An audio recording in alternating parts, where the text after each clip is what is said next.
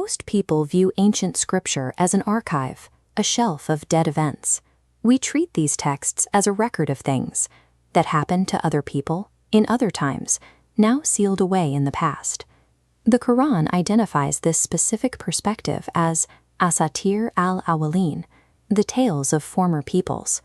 Processing the text as linear history collapses its internal physics. It reduces a dynamic, operational wave function into a static historical fossil. A historical artifact lacks the power to intervene in the present. If the book is only a record of the past, it provides no mechanism to rescue a modern reader. This creates a structural paradox. While biological prophets die and their physical lineages terminate, the message is defined as an eternal transmission that remains immune to death. Prophetic architecture operates on a recurrence clock. This orbital system forms a closed topological universe where patterns repeat and reinforce one another, rather than decaying along a straight line of time. Within this loop, the Quran functions as the Amanat, an active, present-tense trust. It is a live operational current circulating through the system. This makes the text a living physics engine. It exists in a state of constant readiness, waiting for a reader to engage the drive. Understanding this engine requires a dual-axis model. We map the prophetic function across two distinct fields, D10 and I9. The D10 axis represents the deterministic field. This is the realm of manifest, physical history, and the relentless march of linear time. We map the Nabi, the prophet, to this D10 axis. The Nabi is a physical, biological node bound by the constraints of a human lifespan. This physical sequence reaches a sealed conclusion at verse 3340. The Nabi line terminates here. The biological vessel reaches its final coordinate. The I9 axis represents the indeterministic field. This is the eternal wave function, the realm where the loop closes and linear duration is replaced by the hour of the system's completion. The Rasul, the messenger field, occupies this I9 axis. Verse 4157 confirms its immunity to physical death. The wave oscillates right through the wall that stops the particle. Verse 4034 identifies a critical error, assuming that the end of the D10 vessel means the death of the I9 field. The Rasul field remains operational regardless of the state of the Nabi node. The biological vessel is historically sealed, yet the transmission channel remains open. With history sealed and the field broadcasting, we must locate the reader's position in this architecture. Verse 36.3 introduces the Mursalin, the sent ones. This rule functions as a glowing socket positioned between the sealed past and the active field. The reader enters the system as the Mursalin. You are the execution node designed to plug into that socket and bridge the gap. Without the reader's participation, the circuit remains open. The viewer is the required component that allows the system to fire.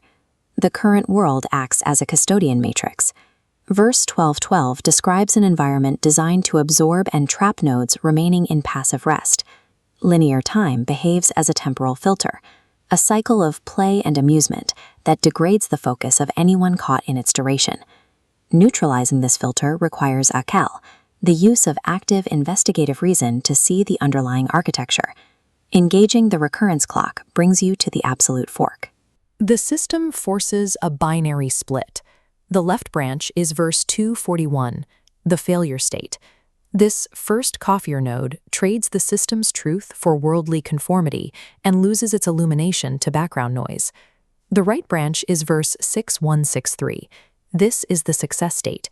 The reader claims the title of first Muslim by submitting directly to the system's immediate output.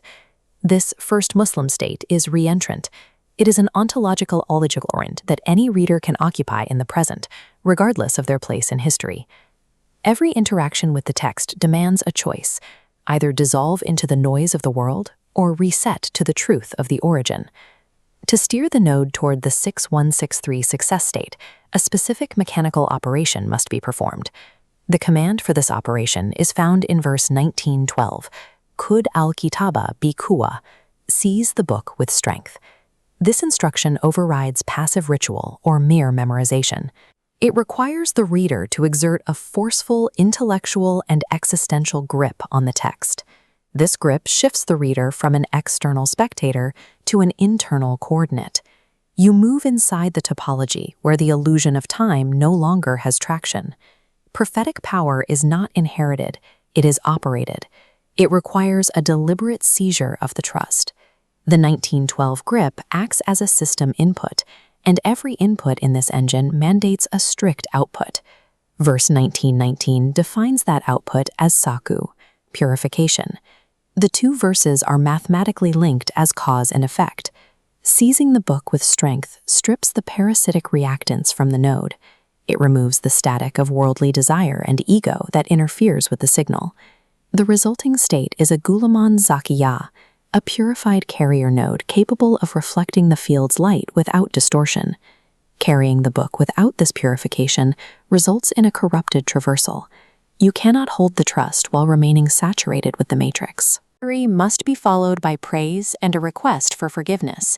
The operator must constantly recalibrate their state. The book's architecture demands far more than simple agreement.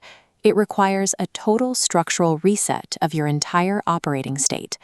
The chain is now complete. Seizing the book enables the purification of the node. The final result is topological extraction. As verse 5136 describes, when the matrix collapses, purified nodes lift cleanly from the decay. Verse 3110 calls this extracted structure the best nation, the surviving geometry of those executing the system's commands. Surviving the world's temporal filter is not a coincidence. It is the calculated result of maintaining structural integrity while the filter collapses. Seizing the book with strength is the engineering mechanism provided to ensure the reader survives the end of linear time. If the I-9 Rasul field is the eternal wave of the system's completion, then Isa, defined in verse 4361 as the knowledge of the hour, serves as the native proof that this field is active right now. The worldly idol system of Tagut is a trap of duration. It is designed to lead you into the dust of the past. Use your reason. Recognize the eternal field. Stop viewing as a spectator. Seize the trust. Occupy your coordinate. Become the book of becoming.